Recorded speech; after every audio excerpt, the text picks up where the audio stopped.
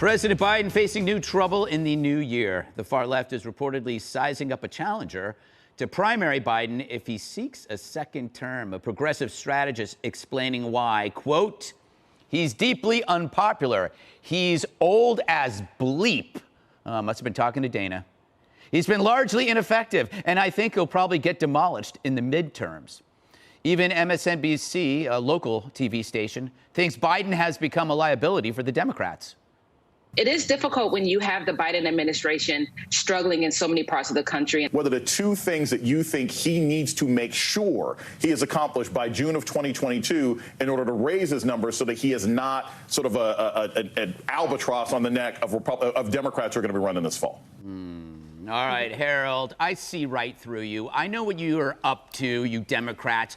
What you're trying to do is you're trying to create this fog of progressive challengers to help Joe look moderate and look sane. And America fell for that before, but we're not going to fall for it again. I see right through you, Harold. Right through you. Don't look away. Well, you might, but I'd put it in a little historical perspective. When President George H.W. Bush got a challenger to the right, and Pat Buchanan, he lost.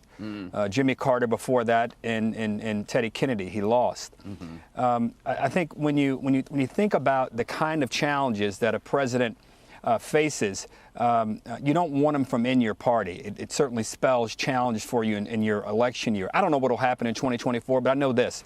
Crime, COVID, supply chains, and inflation, and the border. If they just focused on 2 or 3 of those, they could find themselves in a better spot.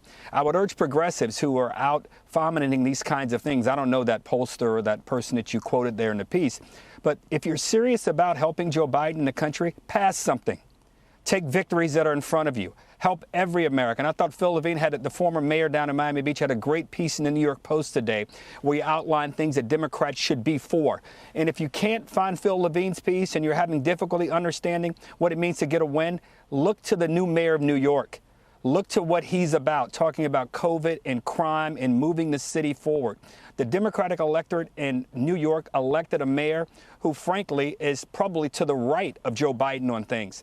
That's where the Democratic Party is. Those who think that we are progressives, or even progressives who believe we're going to win with this kind of messaging that they're presenting, I think they're dead wrong. All right. So, Harold, essentially you're saying he will be impeached. Judge, let's get down to the most important question here. Old as bleep. What do you think the bleep was? Stop it. Dirt. D-I-R-T. Dirt? Old as dirt? No, you know and what? I don't like, by the way, I don't like Judge. that you were shading Dana with that one What at all. Well, you know what? It is technically dirt. It's true. It's a form of compost. Yeah, okay. Humans well, I'm make not their own going dirt. there. But I just want to say one thing. Here's the thing about, and Harold, that you made so much sense there. All it is about doing something for the American people. We're fed up with people who sit there and do nothing but complain and watch the lunacy that is going on around us. We're fed up with it. We work hard. We pay our taxes. We do everything we're supposed to do. And we expect, and they expect that we're going to say, yeah, we want Joe in there. Yeah, that administration's doing great. One thing you left out, Harold, was Afghanistan. That is the most outrageous thing that happened in the whole year, as far as I'm concerned, in terms of, leave no American behind. But we left a few hundred. I mean, whatever, 90%. This is about them working for the American people. And if they can't do it, get out and get them out. There you go. Jesse, what are your thoughts on this in between feeding liquid Viagra to your pets? Greg, the Waters apology tour has to continue. I have gotten so many text messages from my mom.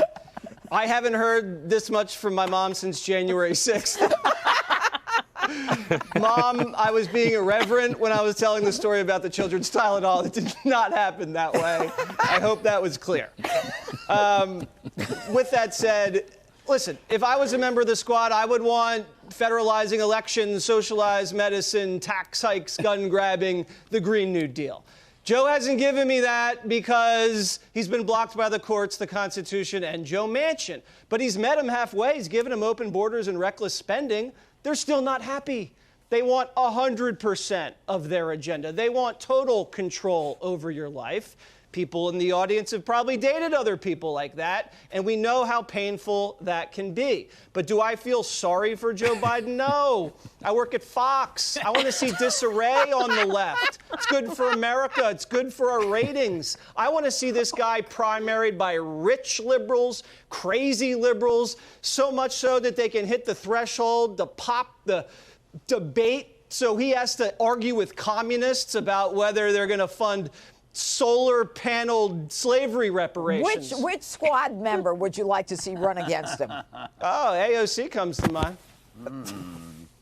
You know, I would actually prefer Ilhan Omar, because then we could see her first brother. You know, Dana, I'm not a big fan of ageism, saying that Joe is as old as bleep. What are your thoughts on that? Well, I think that everybody reads differently in terms of how they age, right? So you know people that are his same age, 78, who seem a lot younger or a lot older. But they have to dance with the one that brought them. But the good news for Republicans is that no leader in the Democratic Party is listening to Harold. Yeah.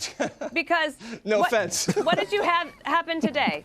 Senator Schumer comes out and he says, I'm putting the stake down, and I'm saying that by Martin Luther King Day, we have to have this voting rights bill passed, or else we have to change up the filibuster rules, knowing that they don't have the votes for that.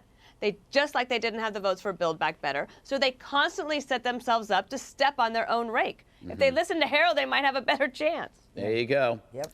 All Well right, said. don't step on any rakes. Coming up, an NFL star having a meltdown on the field. What set the whole thing off next?